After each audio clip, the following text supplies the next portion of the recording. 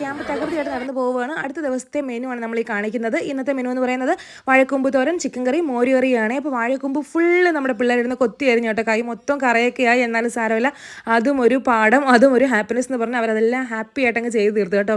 അപ്പോൾ അത് നിറയെ വാഴക്കൂമ്പ് ഉണ്ടായിരുന്നു. എല്ലാവരും കൂടി കൊത്തിയായി നല്ല ടേസ്റ്റി ആയിട്ടുള്ള വാഴക്കൂമ്പ് തോരൻ ഉണ്ടാക്കുവാണ്. കുട്ടികൾ തന്നെ ഉണ്ടാക്കുന്നത്. നമ്മൾ അതിന് എന്തൊക്കെയാണ് റെസിപ്പീസ് ഒന്ന് പറഞ്ഞു കൊടുത്താൽ മാത്രം മതി, അവരെല്ലാം അടിപൊളിയായിട്ട് ഉണ്ടാക്കിയെടുക്കുകയെ. അപ്പോൾ ഞാൻ എന്താ ഉപ്പിട്ട് കൊടുക്കുന്നുണ്ട്. അപ്പോൾ അതിൻ്റെ കൂടെ പിന്നെ നല്ലതായിട്ട് കൊത്തി അരിഞ്ഞിട്ടുണ്ടെങ്കിൽ കൂടിയും ചില വാഴക്കൂമ്പിൻ്റെ പൂവൊക്കെ കിടക്കുന്നുണ്ടായിരുന്നു. അവർക്ക് അറിയില്ലല്ലോ, അപ്പോൾ നമ്മൾ പറഞ്ഞു കൊടുക്കുന്നതൊക്കെ അവർ ചെയ്തെടുക്കുന്നത്.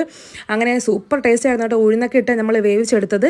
അപ്പോൾ പിള്ളേരെല്ലാം ജോളിയായിട്ട് മെസ്സിൽ തകൃതിയായിട്ട് പരിപാടികളൊക്കെ നടന്നു പോകുന്നുണ്ട്. ഒപ്പം ടീച്ചേഴ്സ് സഹായിക്കാനുണ്ട് കേട്ടോ.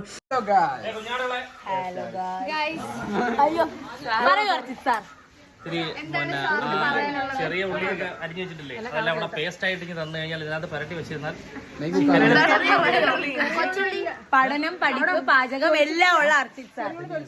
അവിടെ വാഴക്കൂമ്പ് തോരൻ ദാ ഇവിടെ ചോറ് തിളച്ചുകൊണ്ടിരിക്കുന്നത്. ചോറെല്ലാം റെഡിയായി കഴിഞ്ഞിട്ട് അടുത്ത ചിക്കൻ കറിയുടെ പ്രിപ്പറേഷനാണ്. പിള്ളേർ തന്നെയാണ് കേട്ടോ എല്ലാം റെഡിയാക്കി പേസ്റ്റാക്കി അതിനകത്ത് ഇളക്കി പാരി തേച്ച് എല്ലാം റെഡിയാക്കി സെറ്റാക്കി നല്ല അടിപൊളി ചിക്കൻ കറി ആയിരുന്നേ. പിന്നെ ഇതിനിടയ്ക്കിടയ്ക്ക് സാധനങ്ങൾ തീരുമ്പോൾ കുട്ടികൾ പോയി പുറത്ത് തൊട്ടടുത്ത് തന്നെ കടയുണ്ട്, അവിടെ പോയി സാധനങ്ങൾ വാങ്ങിയിട്ട് വരും. അപ്പോൾ നമ്മുടെ അങ്ങനെ നല്ല ടേസ്റ്റി ആയിട്ടുള്ള വാഴക്കൂമ്പ് തോരൻ റെഡിയാണ്.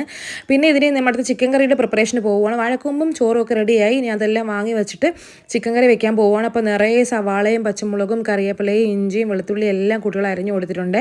ഇതൊക്കെ ഓരോരുത്തരും ഓരോ റെസിപ്പിയിലാണ് അത് റെഡിയാക്കി വെക്കുന്നത്. ചോറ് റെഡിയായി. സാറും പിള്ളേരുടെ ചോറ് എടുത്തുകൊണ്ട് പോകുന്നുണ്ട്. അപ്പോൾ ചിക്കൻ കറി വെക്കാനുള്ള തയ്യാറെടുപ്പിലാണ്. അപ്പോൾ ഇങ്ങനെയുള്ള നാഷണൽ സർവീസ് സ്കീമിൻ്റെ ഈ റെസിഡൻഷ്യൽ ക്യാമ്പിലൂടെ കുട്ടികൾ പല പല കാര്യങ്ങൾ, പുതിയ കാര്യങ്ങൾ പഠിക്കാനും അതിനനുസരിച്ച് ജീവിക്കാനും ഉള്ള ഒരു സിറ്റുവേഷൻ കൂടി ഫോം ചെയ്യുക എന്നുള്ളതാണ് ഇതിൻ്റെ യൂണിവേഴ്സിറ്റി ഇങ്ങനെയുള്ള ക്യാമ്പുകളൊക്കെ നൽകുന്നതിൻ്റെ പ്രധാന ഉദ്ദേശം എന്ന് പറയുന്നത്.